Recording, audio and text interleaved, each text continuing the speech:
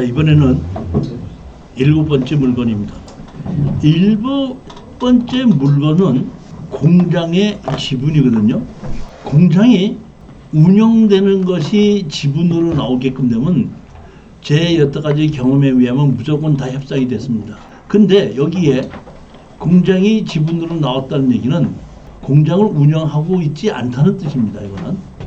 그렇기 때문에 지금 49%까지 하락을 했는데, 사실은 제가 이거를 추천할 거를 상당히 많이 망설이고 많이 검토를 했었습니다. 쉽게 얘기하면 제가 추천을 했을 때 여러분이 지르지만 않고 낙찰을 받으면은 반드시 수익을 올려야 되는 것이 원칙이에요.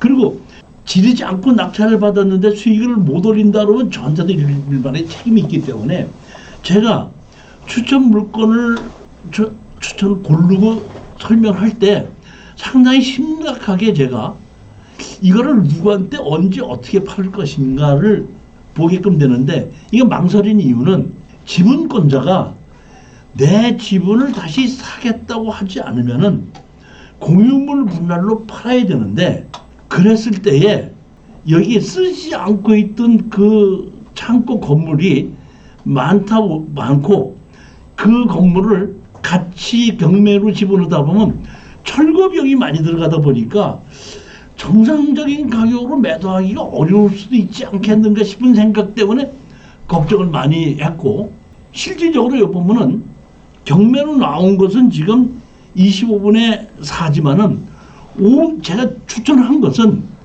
50% 이상의 지분을 다른 사람 지분권까지 가지고 실질적으로 주인 노릇을 하는 사람이 있기는 있습니다. 근데 그렇다고 하더라도 제가 그 사람의 입장이라도 이게 상당히 상속을 받아서 갖고는 있지만은 공장을 운영하지 못하면서 다른 걸로 써야 되면서도 아주 뭐랄까 조금 좀 처리하기가 어려운 그런 물건이에요. 왜냐하면 이것이 계획관리지역이 아니고 일종 일반 주거지역입니다.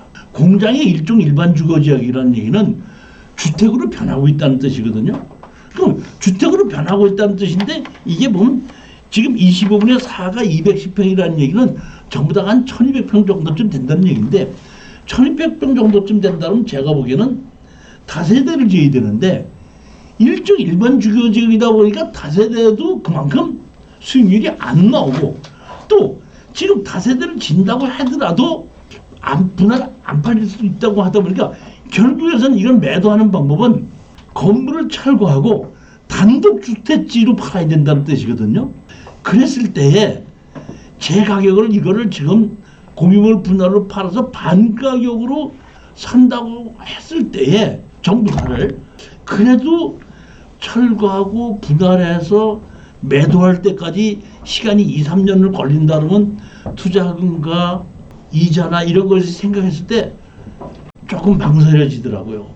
지금 현재 주인이 내 지분을 사지 않겠다고 했을 때는 조금 문제가 있을 수 있기 때문에 그 문제를 여러분이 충분히 생각을 하시고, 조금이라도 그런 문제가 의심이 된다는 생각이 드실 때는 이번에 들어가는 것이 아니라 한 번 더 하락한 다음에 들어가야지 되는 게 맞지 않는가, 이렇게 보는 그런 물건인 겁니다. 청구 금액이 5억 5천이다 보니까 강제 경매지만은 취하가 될 일은 별로 없죠. 지금 보면 5억이다 보니까 취하가 안 된다 이런 뜻입니다. 25분의 4 지분인데 공장을 운영하고 있지 않기 때문에 그것도 또 아니라 이런 뜻입니다. 토지가 누구가 25분의 13을 갖고 있고, 그 다음에 이 누구가 건물은 25분의 21을 갖고 있으니까 이 사람이 사실상 50% 이상의 주인 노릇을 하고 있는 사람이 맞는데, 제가 바라는 것은 이 사람이 우리 지분을 사주기를 바라는데, 제가 25분의 21이나 13 지분을 갖고 있다고 하더라도, 내가 주인이라고 하더라도 내가 이걸 전부 다 내 걸로 만들었을 때 내가 어떤 식으로 매도를 해야 되느냐가 저도 토지 전문가로도 마땅치가 않더라는 겁니다. 결국에 가서는 이거는 전부 다 공장을 짓는 것이 전부 다 철거하고 분할해서 개인 택지로 파는 수밖에 제일 좋은 게 그거밖에 없겠더라 이런 뜻입니다. 자, 그러다 보니까 좀 망설이게끔 된 겁니다. 토지 가격이 보면 감정 가격이 9억인데 5억까지 하라고 그런 건 하라고 했기 때문에 제가 추천을 한 겁니다. 하기는 했습니다. 보면 여기 주택이 있고 공장이 있고 공장이 있고 공장이 있죠. 그러니까 주택이 하나에 공장이 3개라는 이런 뜻입니다. 여기 보면 여기 하나가 주택이고 하나 둘 세 개가 건축물 관리장이 있는 공장이고 이거는 무허가 공장이라는 뜻으로 보시면 됩니다. 이렇게 하나 둘 세 개는 건축물 관리장이 있는 거, 요거는 주택은 건물이 있고 나머지에 있는 건물은 무허가 건물이다. 용도 지역이 뭐예요? 일반 주거 지역입니다. 이렇게 돼 있죠. 보면 여기 옆에도 공장 같은 것이 많이 있는데 일반 주거 지역이더라고요. 여기 보면 공장 출입구고 여기 보면 주택 출입구라서 공장 1200평 안에 주택이 하나가 있고 공장이 있는데 이 주택은 여기 주택인데 거주자가 없이 비어 있습니다. 그다음에 이런 이 창고도 건물이 정식으로 지은 게 옛날 건물이 지었기 때문에 지금 공장 임대하시는 분들이 이 건물에 안 들어옵니다. 내부도 지금 보면 이렇게 목재로 돼 있죠.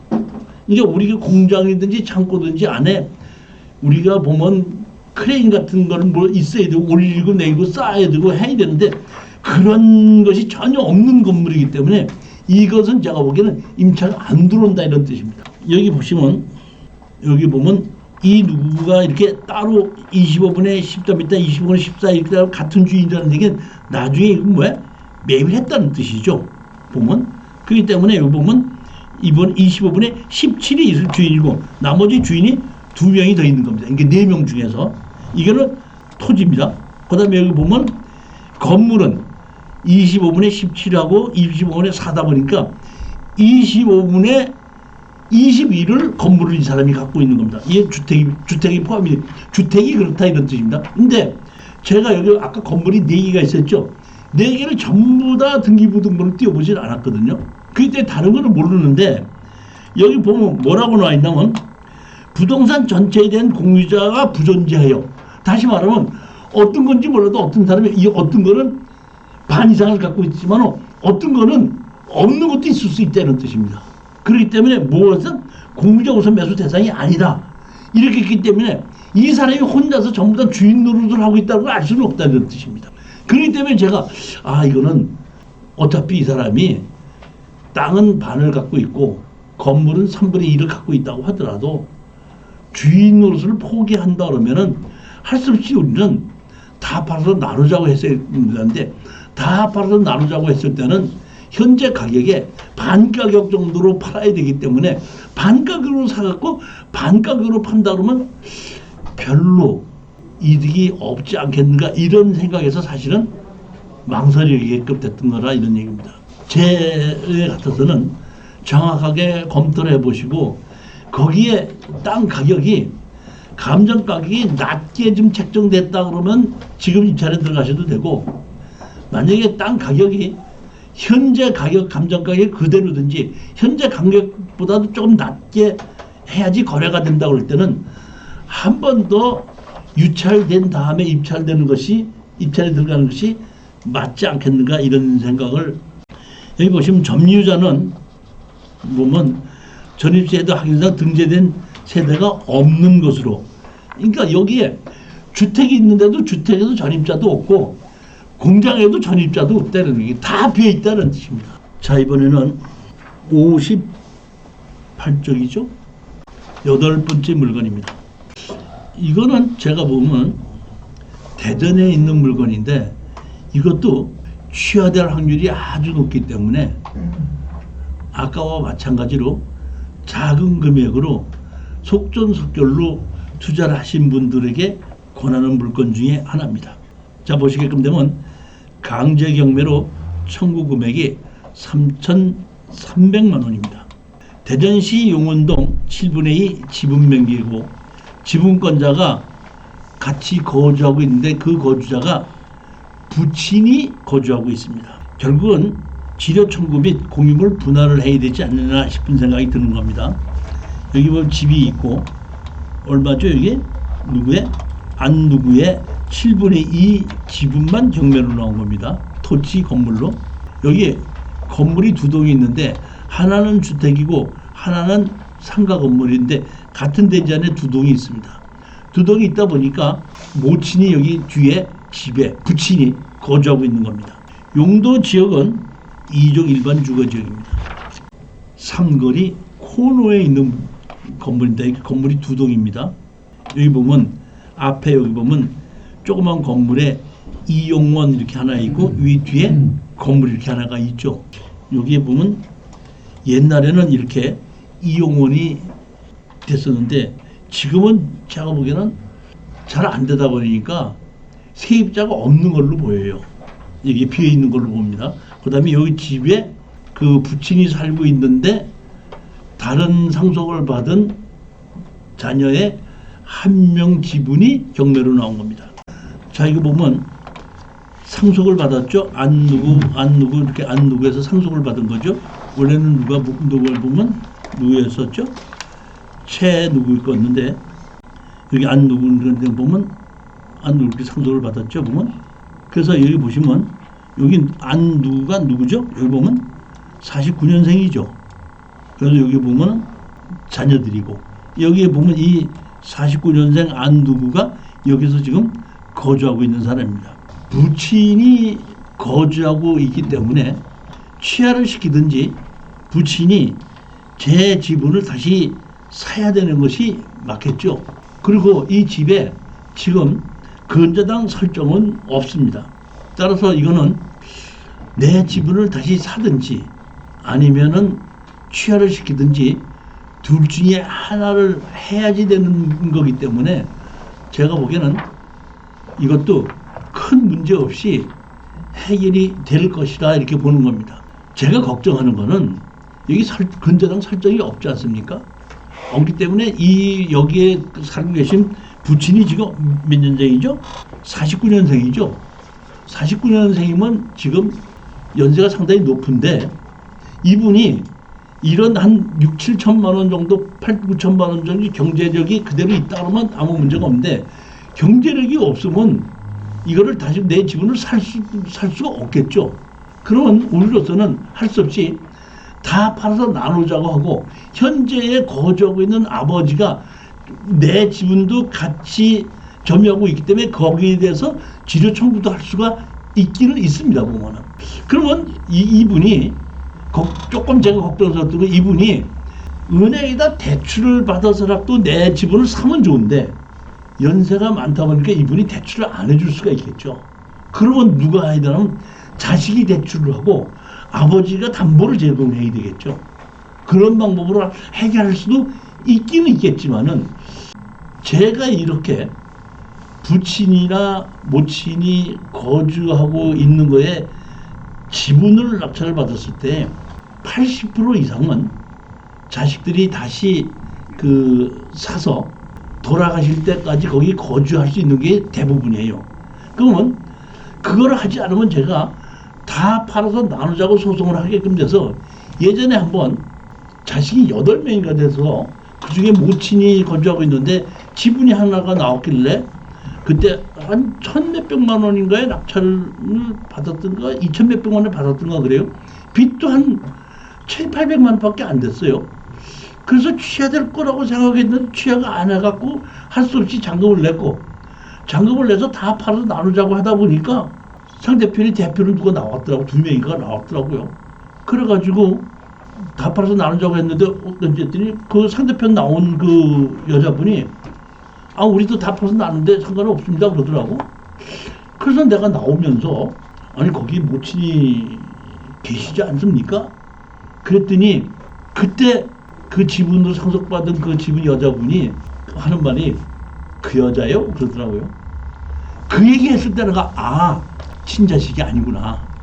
그래서 8명이나 그럴 때는 그 모친이 끝까지 거주할 수 있게끔 자식들이 도와주시지 않지만은 이렇게 2명, 1명 이렇게 있었고 자기 친모인데 여기서 아버지가 다 팔아서 나누자 그러면 누구네 집 가야 돼요? 차 사장님, 누구네 집 가요, 이 아버지가? 그럼 이 아들이 결혼해서 며느리가 있을 텐데 그 시아버지 오는 걸 환영합니까?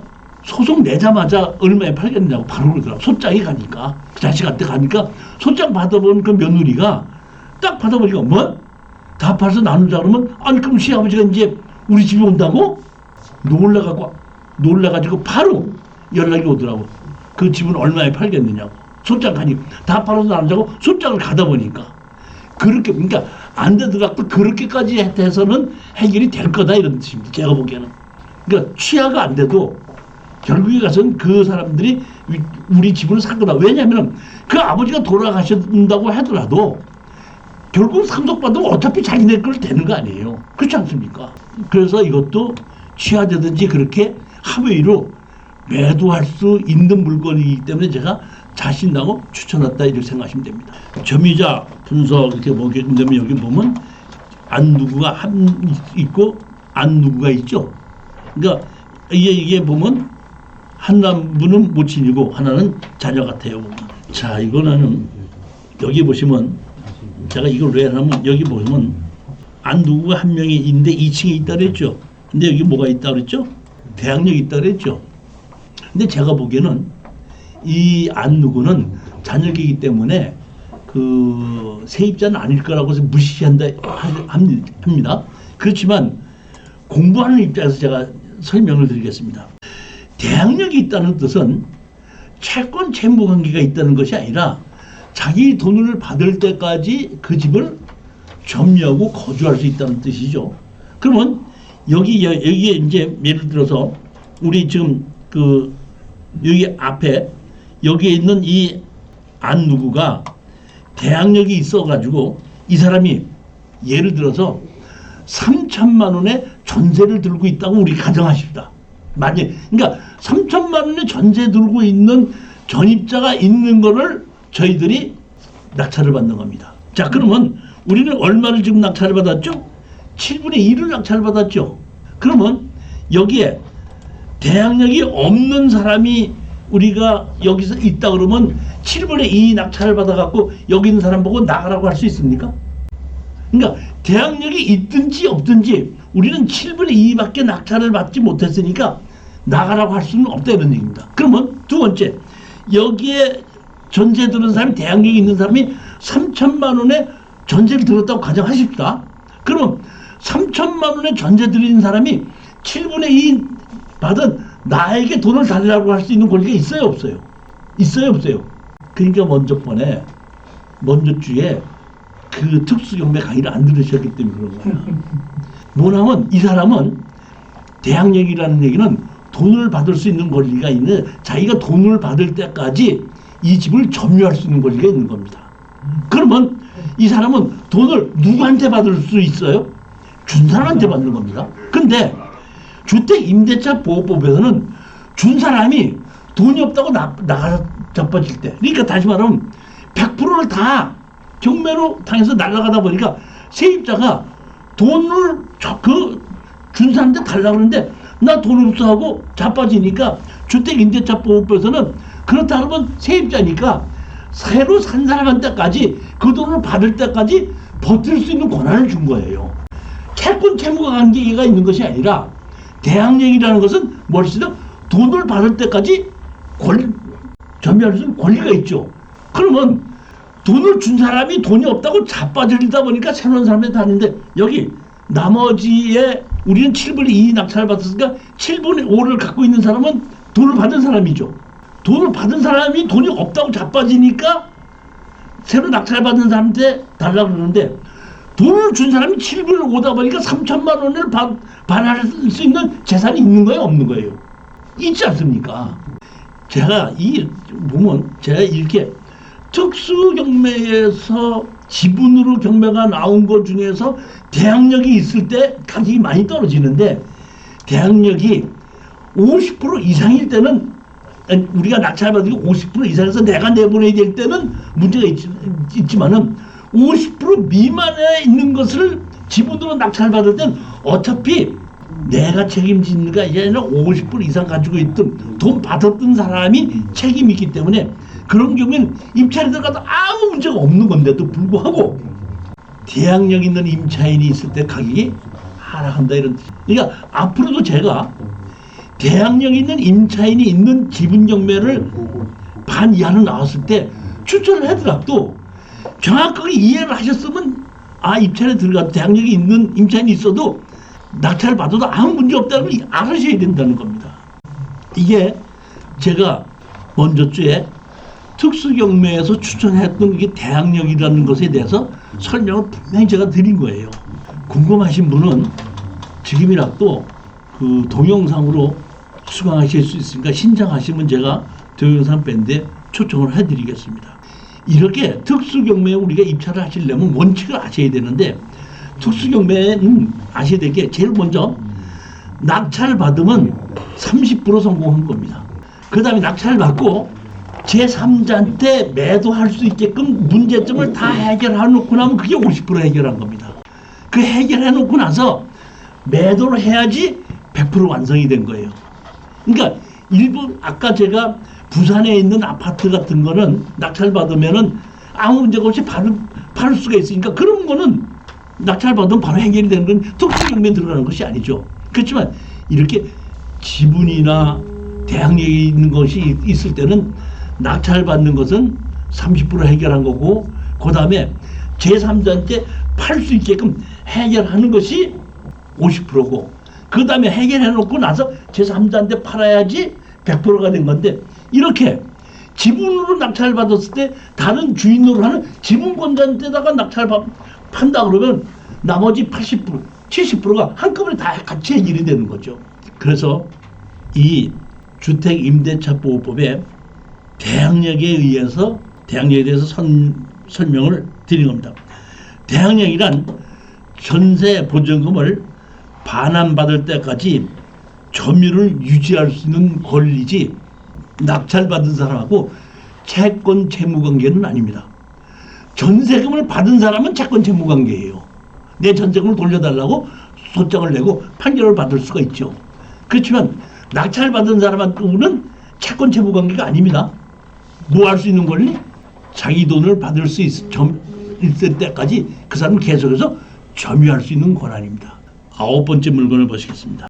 의정부 지방법원 2025-72381 강제경매 청구 금액이 2억 7천이다 보니까 이것은 취하될 확률은 없죠.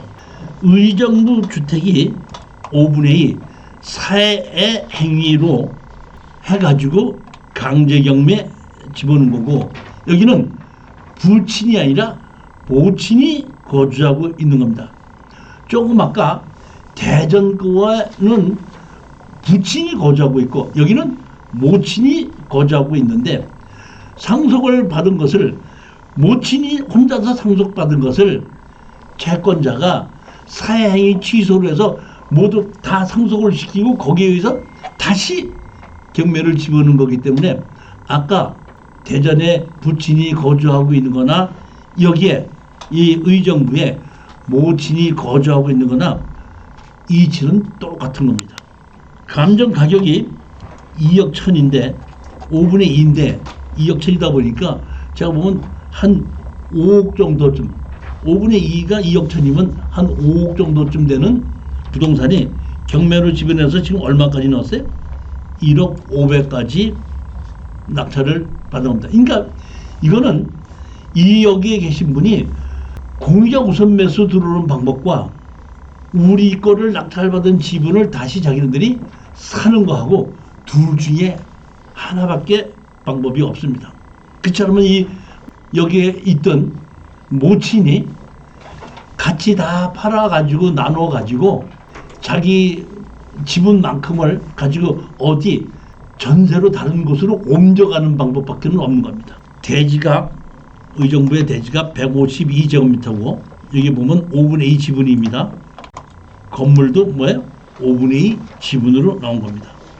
주택가에 이렇게 있는 건물입니다. 용도 지역은 2종 일반 주거지역입니다. 이렇게 동네의 개인 주택이죠. 여기 보시면 이렇게 주택이 있고 실내부가 있고 여기 보면 옥상에다가 이렇게 지붕을 덮었죠. 이게 이제 지금 그 내년에 양성화 한다는 것이 이 옥상에 지붕 덮은 거를 그 그 양성에 포함시켜 주느냐 마느냐가 있는데 이게 이제 이렇게 지붕을 덮는 이유가 뭐냐면은 여기 옥상에 슬라브 지붕이었지 않습니까? 슬라브 지붕인데 뭐야? 비가 셀 수 있죠. 세면은 고쳐야 되죠. 고치는 방법이 어떤 방법이에요? 처음부터 지붕을 전부 다를 새로 다 방수를 다 해야 되죠. 그러면 시멘트 발라놓은 걸 띄어내고 해야 돼요? 새로 해야 돼요? 그러다 보니까 공사가 복잡하게끔 되다 보니까 여기다가 방수를 해도 자꾸 안 고쳐지니까 이렇게 지붕을 덮어버리는 거예요. 슬라브로. 그러면 여기가 불법으로 건물을 지금 높였죠. 그러면 이게 위반건축물이죠. 위반건축물 이거를 양성화를 시켜줘야 돼, 안 해야 돼. 그러니까 이런 경우에 이거를 양성화를 시켜주느냐가 문제인데 가장 중요한 거는 이런 거를 이렇게 해서 비가 새서 지붕을 덮은 것을 담당 공무원이 위법 건물이라고 건축물관에 등재했으면은 양성화를 시켜야 되지만 이렇게 했는데도 위반 건축물을 지적 안 했잖아요. 안 한 거를 양성화 시킬 이유는 없죠. 그렇지 않습니까? 이게 이런 내용이 그런 내용인 겁니다. 이건 제가 판단해 보니까 이게 집이 새기 때문에 집을 고치기 위해서 위에 슬라브 지붕에다 이렇게 박공 지붕을 다시 더 얹혔구나 싶은 생각이고 이렇게 슬라브 지붕이 새서 박공 지붕을 얹히는 이유 또 하나 이유에 가장 중요한 건 뭐냐면 이것은 그 뭐랄까 이제 방수 공사를 해도 더운 여름날 땡볕을 내려치게끔 된 그 방수가 떠요. 또 새거든요. 그리고 슬라브 집은 여름에 엄청 더워요. 그렇기 때문에 방수를 하는 것보다 이렇게 지붕을 한 번 더 씌워가지고 위에 공기를 집어넣게끔 되면 방수도 해결이 되고 여름에 더운 열기도 차단하는 겁니다. 그래서 이런 방법을 쓰는 거예요. 그래서 이제 그 일부에서는 이렇게 해서 지붕을 덮은 거를 또 왜 원칙을 따지는 공무원들이 있지 않습니까? 원칙을 따지는 공무원들이 이건 뭐야? 유학금 충분하고 올려놓을 수가 있죠. 근데 이렇게 된 것을 이렇게 해서 이렇게 고치는 것은 이번에 위반 건축물에서 이건 풀어줘야 되는 것이 아니냐. 26년도에 이게 들어간 것 중에 하나가 이런 겁니다. 그건 앞으로 26년도에 위반 건축물을 어떤 식으로 풀어줄 것인지를 한번 앞으로 나오면은 제가 거기에 대한 것은 다시 설명을 드리겠지만 이런 것도 그런 것 중에 하나라고 생각하시면 됩니다. 그렇지만 이런 것이 아니라 근본적으로 평수를 넓혔다든지 용도를 불법으로 변경했다든지는 그거는 양성화 대상이 아니라는 걸 하셔야 돼요. 건축법에 맞지 않는 것은 양성화 대상이 안 된다 이런 얘기입니다. 여기 보면 사행위 취소를 원인으로 해갖고 지금 등기를 했죠. 그렇게 해서 지분을 이쪽으로 만들어 놓고 이 누구에게 5분의 1을 만들어 놓고 강제경매를 신청한 겁니다.